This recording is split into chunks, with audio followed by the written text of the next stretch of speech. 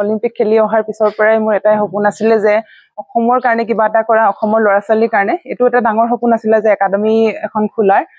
আৰু তাকে যিহেতু মই নৰ্থ গুৱাহাটীতে ইয়াৰ প্ৰথম কিবা এটা ষ্টাৰ্ট কৰিছোঁ। যাৰো খেলিব ইচ্ছা আছে চবেই আহি পিনি ইয়াতে ট্ৰেইনিং কৰিব পাৰে।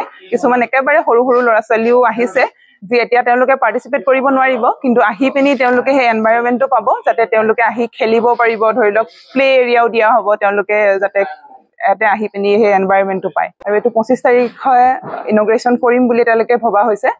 আৰু ইয়াত যিহেতু সৰু ল'ৰা ছোৱালীবোৰ যিসকলে বক্সিঙত কৰিব বিচাৰে, স্পৰ্টছত তেওঁলোকে ভাল কৰিব বিচাৰে, তেওঁলোকৰ কাৰণে কৰা হৈছে। একেবাৰে কম যাতে তেওঁলোকৰ খৰচাত ইয়াত হ'ব পাৰে সেইটোৰ কথা মই চিন্তা কৰিছোঁ। কাৰণ মই জানো একেবাৰে গাঁৱৰ ল'ৰা ছোৱালীবোৰৰ বহুত টেলেণ্ট আছে। তেওঁলোকক যদি মই উলিয়াই নিব পাৰোঁ, মোৰ বাবে মোৰ এটা ডাঙৰ সপোন পূৰা হ'ব।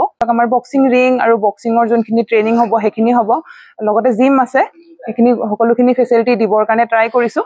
বহুত হাই লেভেলৰ নহয়, কিন্তু মই যিমান পাৰিছোঁ নিজৰ ফালৰ পৰা চেষ্টা কৰিছোঁ যাতে মই সিমানখিনি সুবিধা দিব পাৰোঁ।